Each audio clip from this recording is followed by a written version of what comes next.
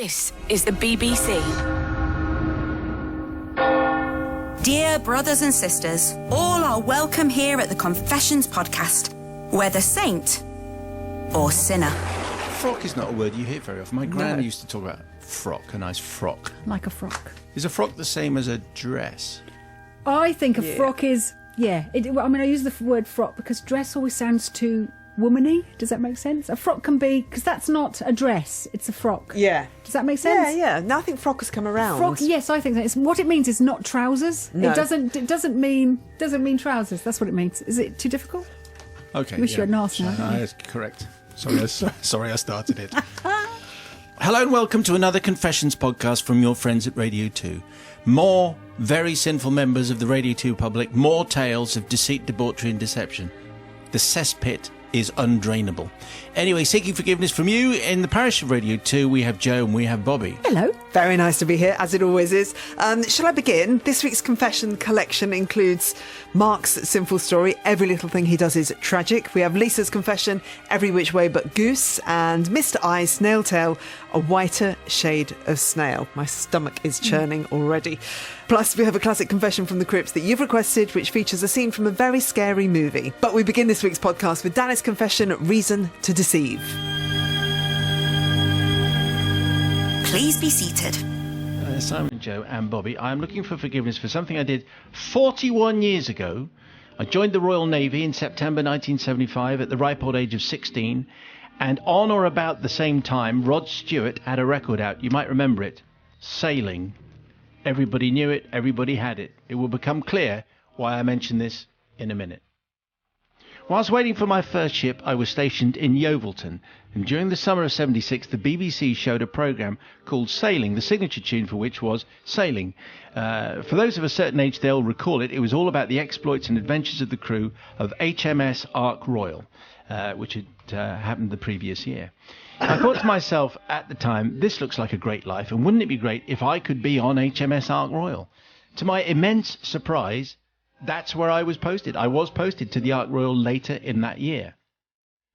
My time in the Royal Navy had actually started with style. Shortly after joining, we heard that the one and only Rod Stewart was actually going to visit the ship in Plymouth before it sailed for the last farewell in 1978. Joe's already emotionally overcome by this story. Would you like some of my cold green tea? Oh, I've just been gesticulating to everybody, just go and bring me some water, so hopefully water will be coming soon. Should we pause or should we carry on? Hot milk. Oh, Bobby's offering me hot milk. No. I think it's gone now. Carry on. Chris Evans has left some cold tea. No, it's okay. Anyway, part 2. The day arrived and there was a buzz around the ship. Well, at least with the teenagers, who all gathered in the dining room to meet their pop idol, the one and only Rod Stewart. I vividly remember after the cheering and the applause had died down, a member of the crew shouting, "Hello, Elton, I've read all your books." Maybe Royal Navy humour, but everybody laughed very loudly, although I'm not sure Rod saw the funny side of it at the time.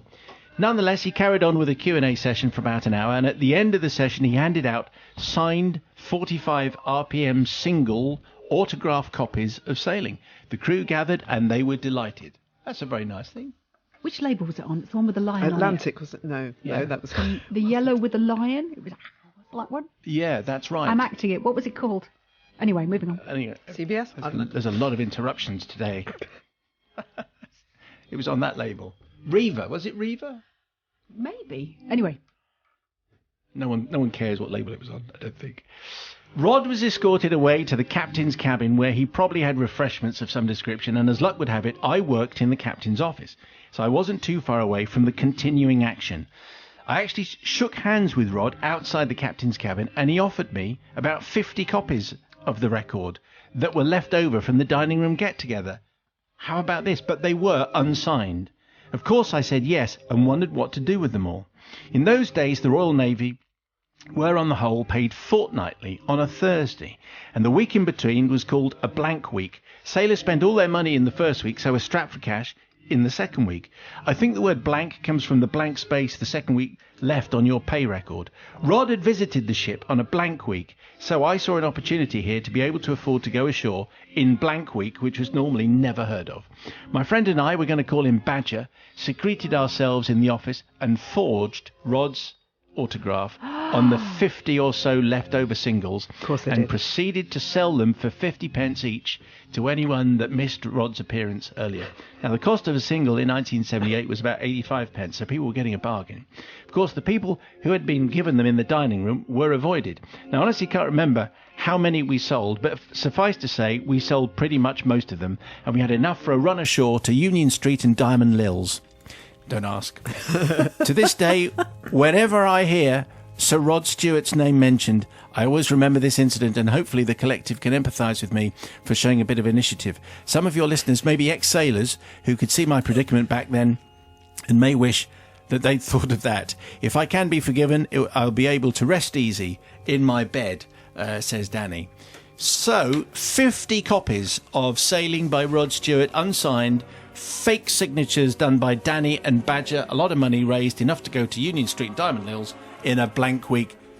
What do you make of that, Joe? What do you say? Well, I'd just like to confirm that the record label that Rod was signed to was actually Riva Records, and that was the one with the lion. You did, yeah. Did I say that? I think I did. So you get an extra point for today. Well done. Thank you. 2 punching the airs today for the show. It's in honour of Gareth Southgate. Yes. Punch in the air.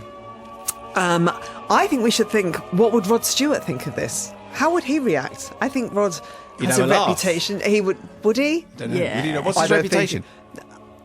Massive sense of humour. Yeah, big sense of humour, but I don't know whether he'd laugh. I think he values his money.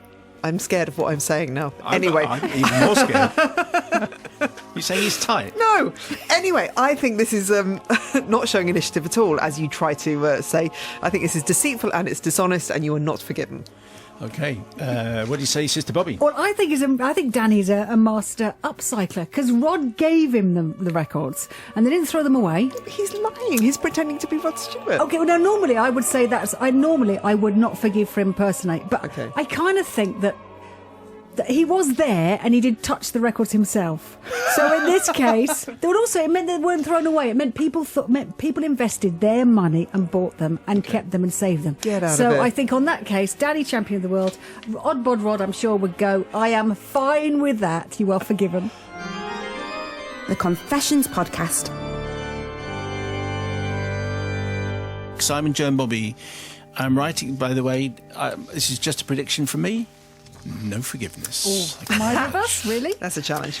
I'm writing to beg forgiveness for a prank that went drastically wrong around the summer of 2007. My wife is without doubt the biggest Harry Potter fan and has read the books on many occasions. And on the eve of the release of Deathly Hallows Part 2, my wife, myself and her 2 work friends from the store, where they all work, were out enjoying a few drinks. We'll call them Rosie and Jim. Well, Rosie and Jim were also a couple, and after several shandies, Jim told us he always used to play pranks on Rosie.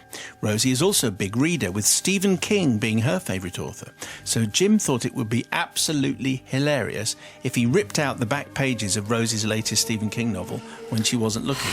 I mean, already, pranks to Jim, that's so unfunny.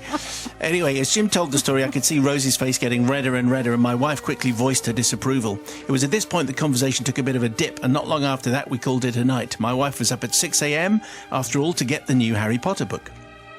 The next morning came and my wife was as excited as I've ever seen her, bouncing around like a 5-year-old on Christmas morning.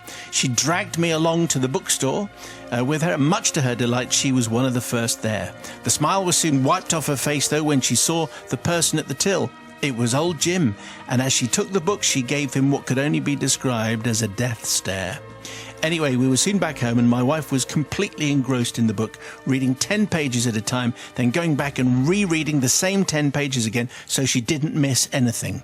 She was so into this book that she soon forgot she had a family and she forgot she had any friends. This book was her entire world. I think Mark's a little resentful. Around a week into the book, we had a party to go to, which I'd been looking forward to for some time, given that it was with friends and we hadn't seen them for ages. Well, we got there and all was going swimmingly, but soon my darling wife vanished into thin air, leaving the other couples and myself wondering, where on earth has she gone? After a couple of minutes of searching, I found her in the tree house out the back, reading the book, which by now was the only thing that seemed to matter to her. This caused an argument that was so bad we left the party and went home again. My darling wife went straight to bed and I was left on my own downstairs with a rather fantastic bottle of wine all to myself. I know you can tell where this is going. After several large glasses, I decided to cook myself some late supper, but as I walked into the kitchen, there on the dining table was the book. The Harry Potter book. I actually couldn't take my eyes off it, thinking, "You've ruined everything, you have, you book." And the more I stared, the more my hate for this book overcame me. A little devil on my shoulder reminded me of Jim's prank. I sort of danced over to the book and gave it one last stare before picking it up, opening it, and I can barely read these words, tearing out the last 10 pages of the last ever Harry Potter book. This filled me with the kind of joy and happiness I hadn't felt for a couple of weeks, says sad Mark, and I went to bed with a spring in my step. The next morning, my wife woke up and was a new woman. She'd obviously given a lot of thought to the strong words I'd used in our argument. She even cooked me breakfast, told me she loved me and apologised for the neglect she'd shown in previous weeks. A week or so had passed when one night my wife said to me, "Not long now and the book is finished." I kissed her on the head and went to bed early, leaving her downstairs with a bottle of wine and the book. There's a lot of wine in this story. I set my alarm and nodded off to what was a pleasant sleep, right up until the moment that I was awoken by, in capital letters, a scream from downstairs. I ran down thinking my darling wife was being attacked or had had an accident. When I got there, she was crying and she could barely speak. "What's wrong?" I asked, but only a mumbling noise came from her mouth. I gave her a glass of water. She composed herself. Then this look of pure evil on her face with a glare like I had never seen.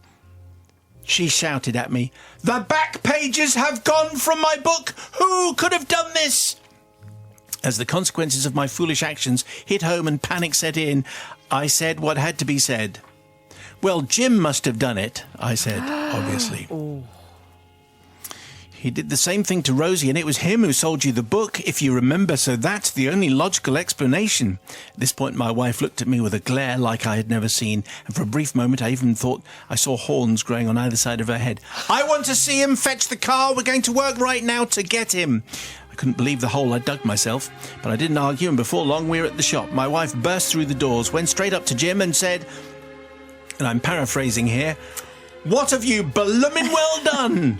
Jim looked blankly, but my wife continued, "You know what you've done, you evil man? The same as you did to Rosie's book, except mine's a limited edition and signed by the cast of the films." The enormity of what I'd done hit me like a ton of bricks as my wife broke down in tears. And then, to make matters worse, Rosie got in on the act.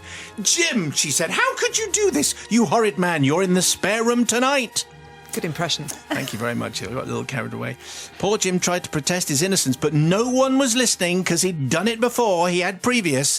And before long, I took my sobbing wife home as a shop full of customers gave Jim the evil eye.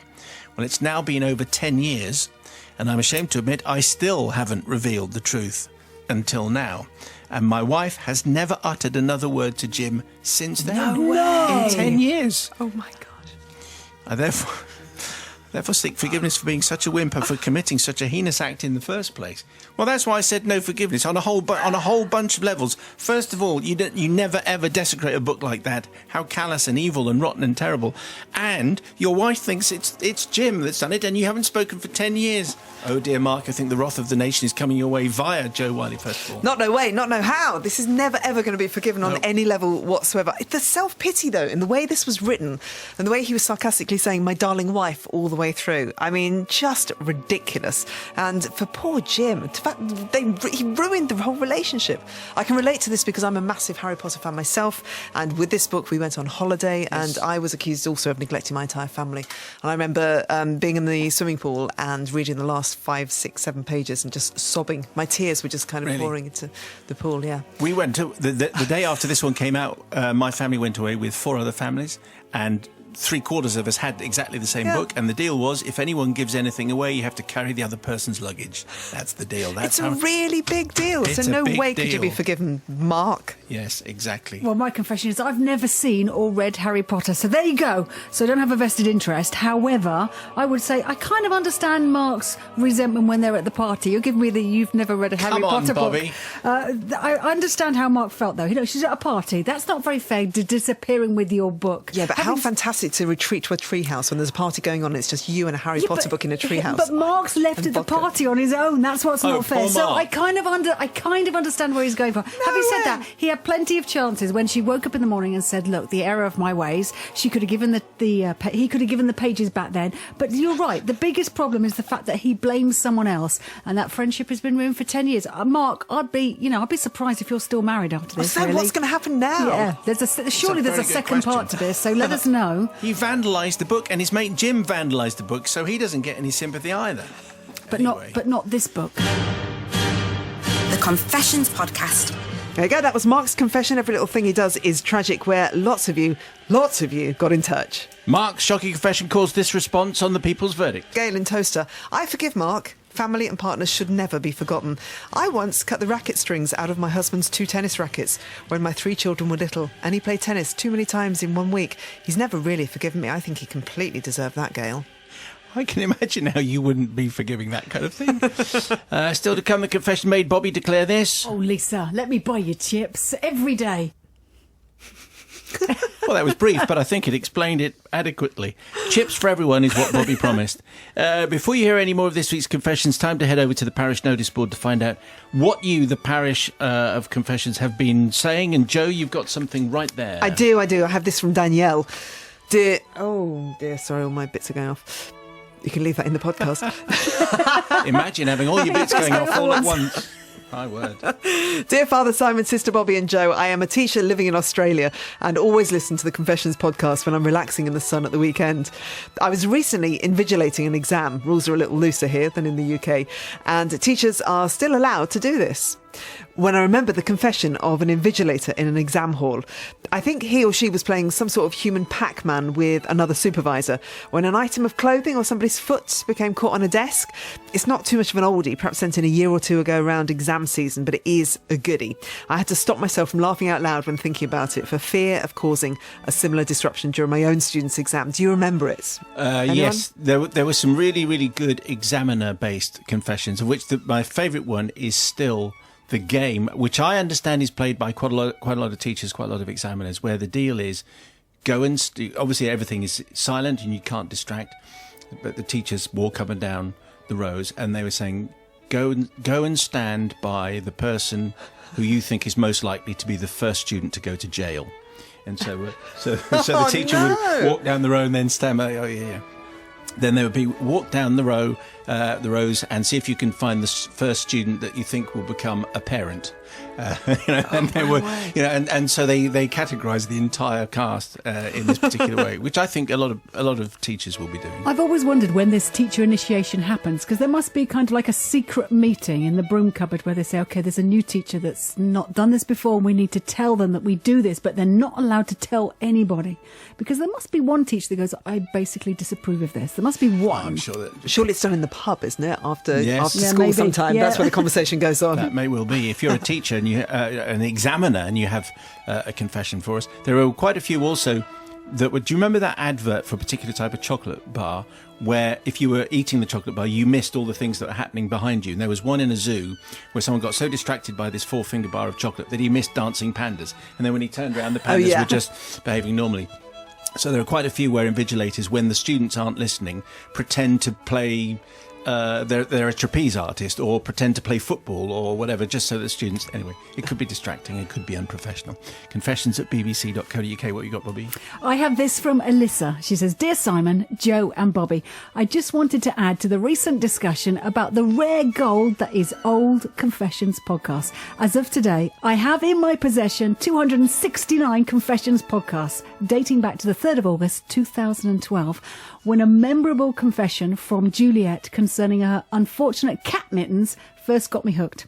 They have kept me company during many sleepless nights, and I have used them to put together a number of best of compilations so as to encourage my family to listen to. Thanks for all the laughter. Well, that's very nice. Thank you very much indeed. It makes it sound like it's Now That's What I Call Confessions, Volume 5. We get Mark Goodyear to do the voiceover while we're at it. I got this from Richard, who's got back in touch again. Simon and your moral mates, many thanks for reading out my recent email concerning the practice of introducing your podcast as an RSS feed to my college international students. After reading my tale, You then went on to read about another language teacher who was proudly displaying a clock that you sent her as a reward for her signing people up. So this got me thinking, especially as my sneaky confession encouraged a conversation amongst yourselves, of you deciding you were a moral compass to the rest of the nation and us mere mortals. I think we kind of are, really. I'm going to suggest to our college management team that we could get all our students to subscribe to your excellently virtuous, honourable and ethical bid OTT, possibly, podcast. I might even suggest other podcasts such as those from Radio 4, as they have a large amount of people talking English a lot, but yours would be top of the list, of course. To that end, and I'm not normally a mercenary sort of person, would it be possible to send me something that I could use in a promotional way, such as a signed picture of you, Joe and Bobby, and anyone else who's in shot at the time, or anything recently? I intend to come clean to my employers and admit my slightly underhand practice and play them your previous comments, and hopefully they'll agree to me getting your podcasts out to a far-reaching international audience, because they're students and they spend most of their time with headphones in their ears anyway. Many thanks. Richard, thank you very much. We can definitely sort out a photograph. I mean, that's very straightforward. Not fussy, is he? Anyone else who's in shot at the time? Anyone passing at all? Should we do a special photo? Can we do? So we'll send the professional ones, but we need Bobby in this, so we'll take a one-off photograph, Richard, just for you. Okay. Consider it done, Richard. Remember, if you do want to get in touch with the podcast, you might have maybe a confession of your own, or you want to request a classic one that made you laugh out loud a lot, or maybe you've just managed to sneakily subscribe your mates to the podcast and you want to shout about it, then email confessions@bbc.co.uk. Now, inevitably, it's time for the sleazy part of the notice board, the non-compliant confessions, which should never be read out on the radio. And can I just give you an advance warning? These are pretty disgusting. Really? really Okay.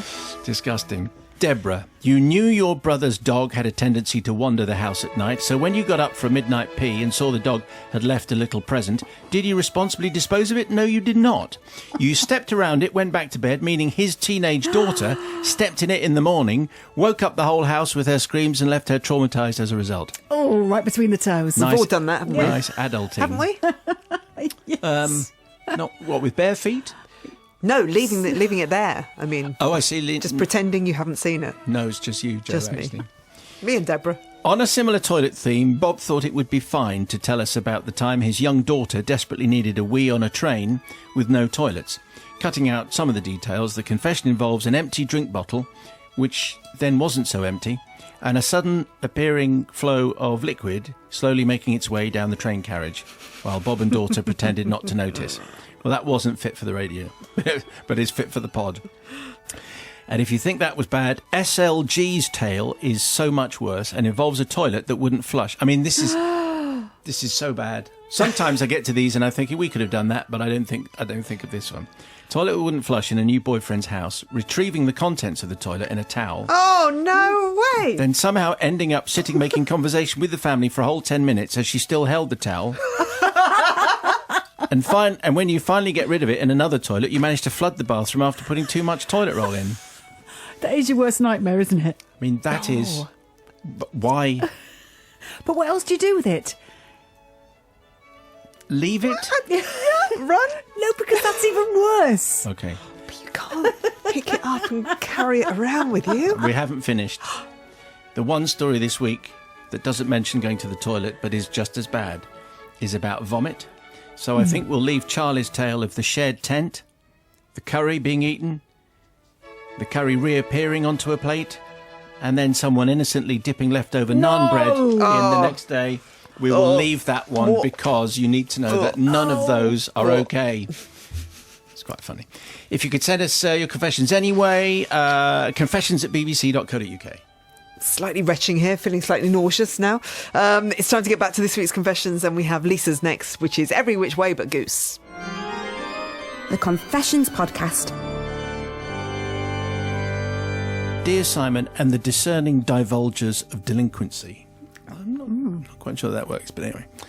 Yesterday, I was exploring the area around my new office and happened upon a duck pond, which in itself may seem fairly unnoteworthy. However, I was suddenly reminded of a summer approximately 10 years ago and felt compelled to confess my behaviour and throw myself at your collective mercy. At the time, I was working on a business park, the kind on the outskirts of town where lots of two-storey office buildings are dotted around and they never provide a shop, you know.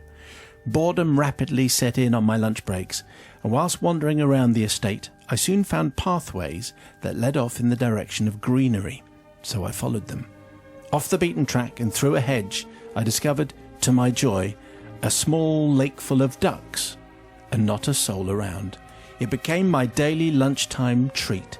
What a spot it was, and with the exception of one like-minded person who came down to read their book, this little oasis was all mine.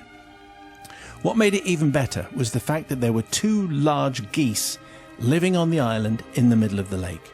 Now, I had chickens at home and always wanted a pair of geese, but my miserable husband always said no, because, he said, geese are aggressive. We don't want that kind down our way.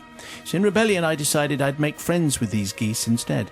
Every day I took a bag of poultry food to my lake, as I came to think of it, except on Fridays, when I'd treat us all to a big bag of chips.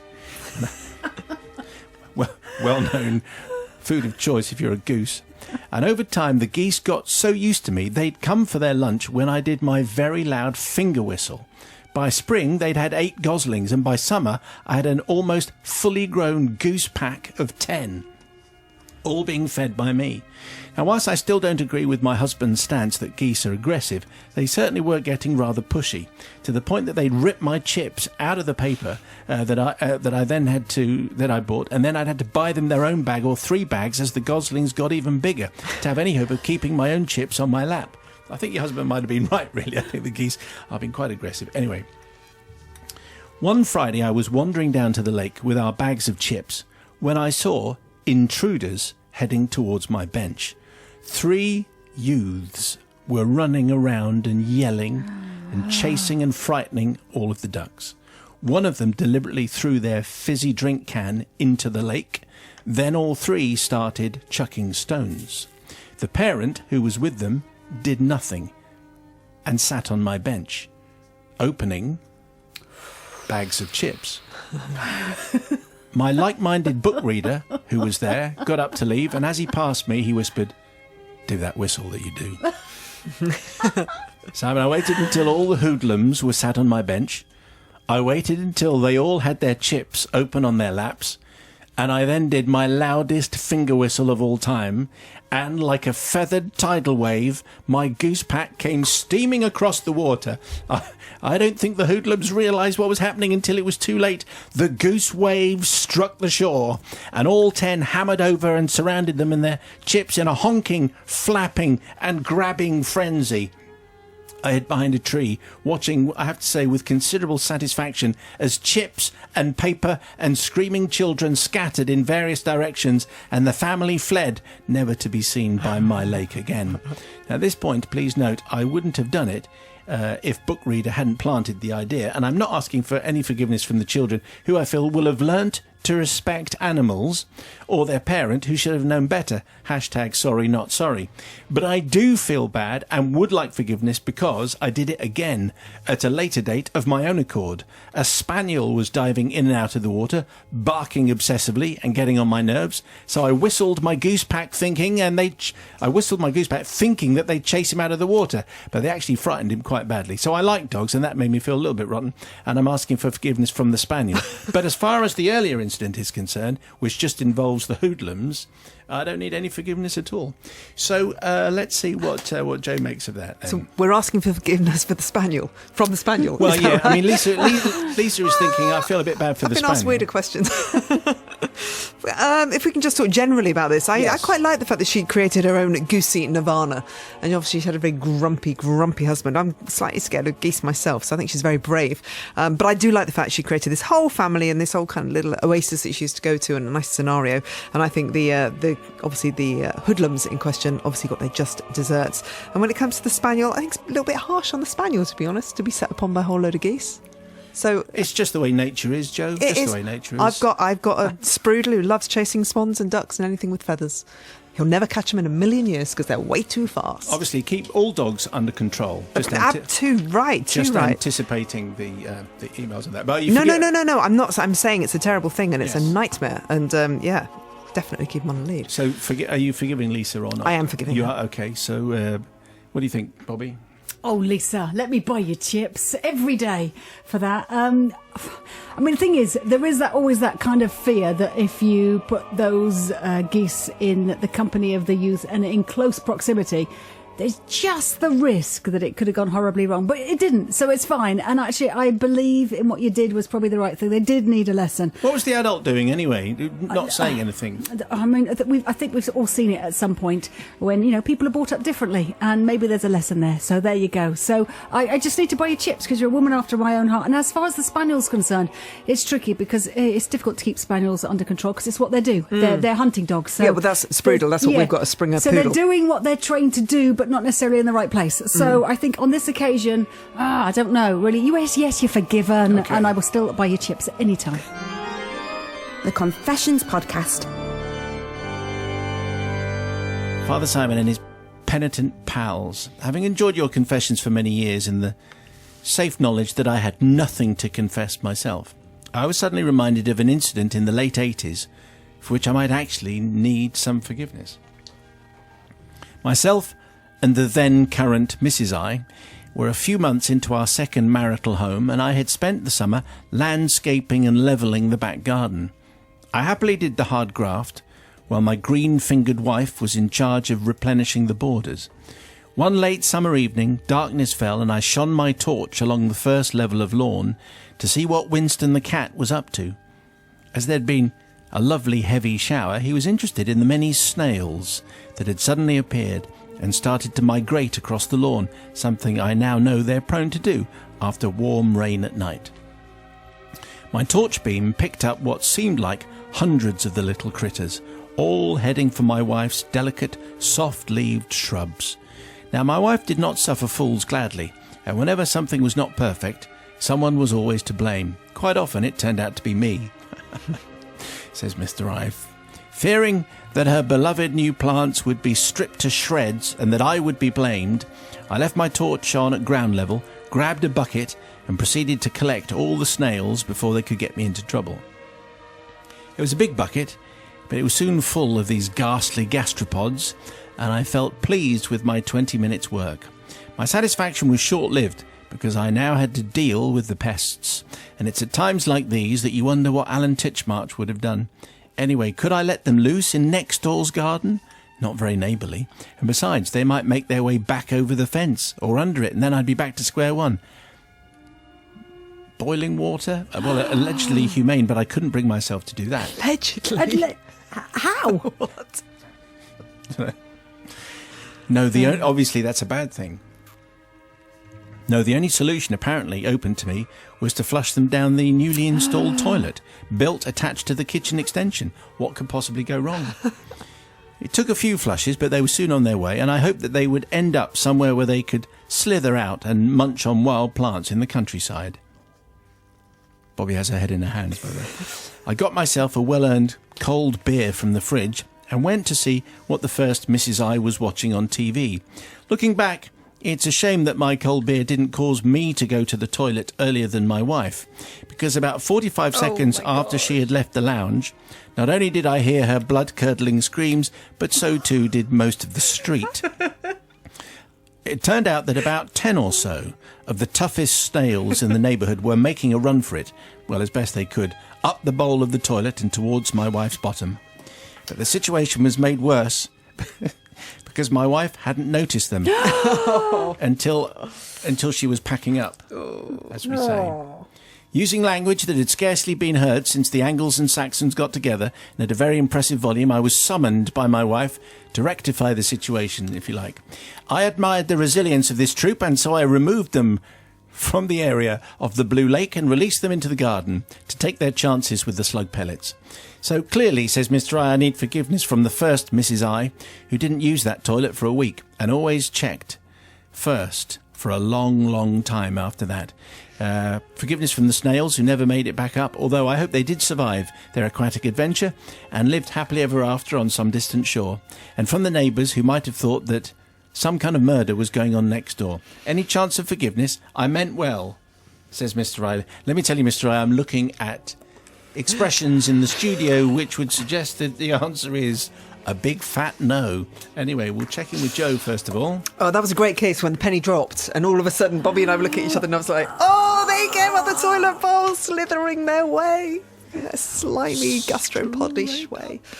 I'm going to forgive Mr. I, actually, because as a gardener, snails and slugs, they are really annoying, and they do eat your flowers and your leaves, and they shouldn't, even though they want to nourish themselves, obviously. So I thought it was very gallant of him to go out there and to pick them up off the lawn. Nobody would do that, really, unless he really, really loved his wife. He was trying to impress the former Mrs. I. Yeah. That didn't go so well, did it? I think he was very gallant. He was just very, very, very stupid. Why you would think to put snails down a toilet with their shells, as if that's ever going to work. But I will forgive him just because he was trying to do a good thing. He was just a bit dim. Yes, he was. I'm not. Yes, well, I'm sure we'll find out what the right thing is to do. Probably just leave them there. Just let them feed. I don't know. Bobby's looking very hardcore now. I don't know really how to protect plants from snails. I mean, we all suffer for it. We lose Beer traps. many. Well, the thing is, though, that you wanted to do the right thing, but you didn't really want to do the right thing, Mr. I. You just wanted to save yourself and your wife, really. It was self-interest all the way. It wasn't in the interest of anybody but yourself, really. And also, there's plenty of places to put snails. You go and walk up the road and put them on the verge. I doubt that they'll walk all the way back. I don't know that. Maybe I'm wrong and somebody will tell me. But you did have choices. And the toilet wasn't the best choice. I can't think by any stretch of the imagination. The fact that 10 of them survived the S-bend is a miracle. They're now still in the drainage unit, probably. You know, in your big drains, they probably climbed up the walls and trying to find their way out. They're pretty good. I mean, they're robust, but not for an S-bend, probably. You are not forgiven, Mr. I. And also, no wonder there was a second Mrs. I. Or was it third? I'm not. Third. How many he's had? How many survived you? You are not forgiven. The Confessions Podcast. That was Mr. I with his story, A Whiter Shade of Snail. Still clenching. Now, if you missed the confessions going out live this past week, then you wouldn't have heard reaction on the People's Verdict. So here's another chance to hear one of our favourite responses to Mr. I's snail antics. This is from Hannah and baby Lily in Cornwall. Hi, Hannah and Lily. Snails will travel 2 miles to get home. How they had homes. Really? 2 miles, yeah. Also, says Hannah, guess how many teeth snails have? 4,000. Did we ever get any verification of that? Or they just made up, guess what? Snails have wings and can speak, and they've got teeth. I like to believe they have 4,000 teeth because they can get through a leaf pretty quickly, so I think that could be true. Last night I found a snail on the side of the bath. And I thought, how on earth did you get on the side, on the outside? How on earth did you get in the place? Came out the toilet. No, he couldn't have done it. He must have climbed stairs and come in the door. There is no way into our place. What did you do with it? I picked it up and took it out into the woods. But I was thinking, where's his home then? If it's going to take 2 miles to get home, where's his home? Maybe just set him back, like quite a distance.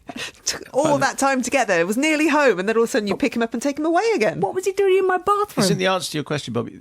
He carries his home with him. Oh, yeah, that's right. So yeah. It's on his back. So wherever he lays his shell, there's his home, as Paul Young once sang. Anyway, that's it for this week's batch of confessions. If you want to send in your own dodgy secret, confessions@bbc.co.uk. Don't go anywhere just yet. It's time to dig up another confession from the crypt. And this one's got a slightly scary theme. So Peter emailed in to request, Simon, Joe and Bobby, I'm requesting a classic confession from about 4 to 5 years ago. A couple watched Psycho and then one of them decided to play a prank on the other. I seem to remember it didn't go as planned. So here's the one we called Psycho Chiller.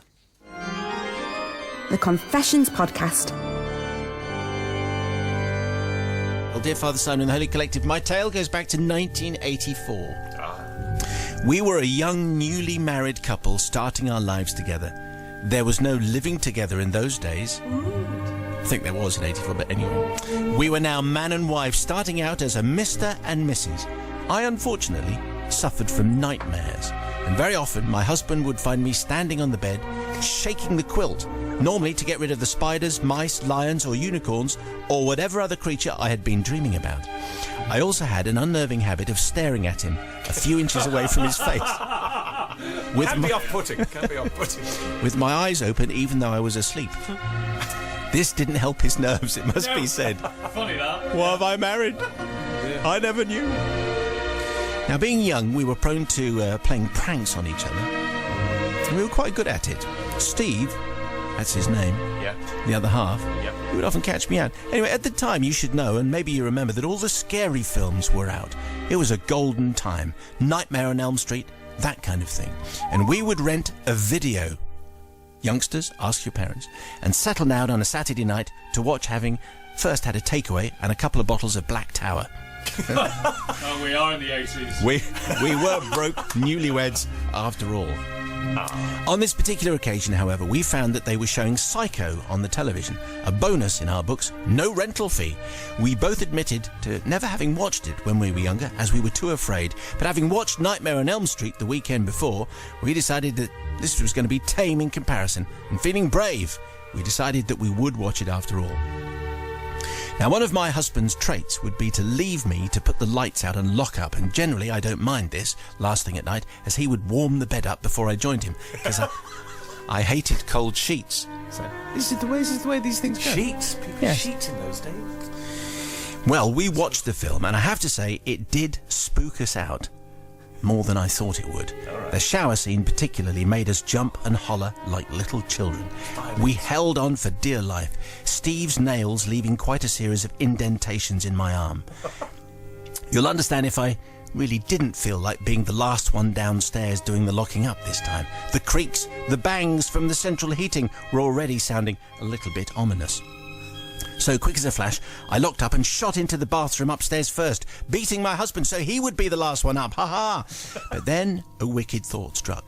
Instead of doing my ablutions, I turned out the light and hid in the shower. Oh, no! Oh, no. Crouched down as small as I could, I heard Steve rootling about in the bedroom, Like you do. changing into his pyjamas, and then enter the darkened bathroom. 1 step to the basin, 2 steps to the pull cord for the light. Not the biggest of bathrooms. As he reached for the pull cord, Yes. my arm shot out and I grabbed his hand. Oh, brilliant! Excellent. Father Simon, I didn't know anyone could scream that loud, or for that matter, pull a shower curtain off its hooks. Thank you. Nice. It's fantastic music, though, don't you think? That's brilliant. Well done. I didn't know that I could pull a shower curtain off its hooks and then a curtain rail out of the wall that fast. Steve was white and shaking with a look of terror that beat Janet Leigh's in the movie by far. He gulped and eventually words did come out, but I couldn't repeat them on the radio. "You silly woman" was the gist of it. And in hindsight, this could have been far more serious, as I'm only 5'1" and he's over 6 foot. And I reckon it was just as well he pulled the shower curtain and not my arm. We surveyed the bathroom and now littered with plaster and twisted shower rail and torn shower curtain. And I have to say there was some mopping up to do as well. So I asked forgiveness for what was a terrible trick, and I'm sorry, but we never actually have spoken about it until now. I have never actually said I'm sorry until now. We don't speak about that prank, although I do relay the story to friends when I'm a little tipsy. I hope you can find it in your hearts. I didn't really mean to frighten him quite as much as I did, and I have ever since locked up last thing at night for the last 29 years. We did need a new shower, though that isn't relevant at the time. Jenny's prank resulting in shower curtain torn, shower rail curtain, the whole thing pulled away from the wall. Scene of devastation. A scene of chaos, that's what we have, and it's Rebecca to sit in. I have to say I love a good prank, but I think I would have had a sense of humour failure in that particular situation. I mean, I just hate scary movies, and that whole thing just makes me shiver. I can barely listen to that music without getting scared. And he could have done some serious damage to her. I mean, he could have thought he was genuinely under threat, and Anyway, luckily he didn't. Really. It was clearly his wife behind the shower curtain. Well, clearly not that clearly to him. Anyway, I think if I'd been in his situation, I would have been furious. So I'm afraid I can't forgive you, Jenny. Okay, no forgiveness for Jenny. The Dean of Deadliness goes down. Unforgivable. I mean, a scene of devastation. A little bit of mic technique here. Could you move a little closer? Unforgivable. Unforgivable. That's better.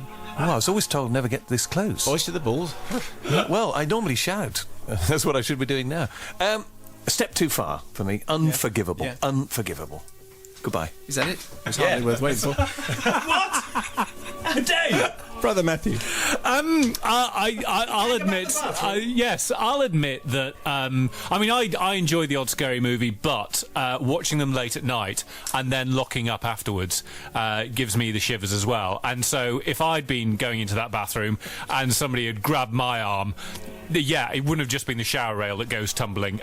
But they needed a new shower, so everything's fair in love and war, and I'm sure Steve doesn't mention it because he's a little bit embarrassed. I think it's fine. Well done. The Confessions Podcast. Psycho Chiller. Fa. Anyway, that was your confession from the crypt, and there's Sally Traffic and Alan Dedicote's on there. And Rebecca. Lovely one, Rebecca. It's a really lovely story because it's a really lovely couple. That's what really got me into this story. What a lovely, lovely, lovely couple. Yes, but who carries out that kind of a... couples that carry out pranks? Do you remember we had a confession a while back from people jumping out of cupboards, and then it turned out that lots of people jump out on each other. You're the only one that doesn't. You have no sense of humour. Joe, No. Joe, do you hide in the cupboard ever? Oh, what's wrong with the pair of you? Joe's normal. If you have a request for a vintage confession, then do send us as many details as you can, including when it first went out. Send it to confessions@bbc.co.uk and we'll do our best to dig them out of the crypt. If you made it to the end of the last podcast, we asked you to tweet us the code phrase tainted saliva. So thanks to Thomas, Ed, Jenny and everyone else who tweeted that. This week's code phrase is clearly ghastly gastropods. And that's almost it for this week. If you have something to get off your chest, then send it in. Send in your own confession to confessions@bbc.co.uk. We'd love to hear from you. Don't forget to subscribe to the Confessions podcast, and you can hear the show every weekday, Monday to Friday from 5 p.m. on BBC Radio 2. Bobby, you've been sensational. Cheery bye. Joe, you've been fabulous. Oh, thank you. You've been all right. Yeah, a bit average. The Confessions Podcast. Go in peace.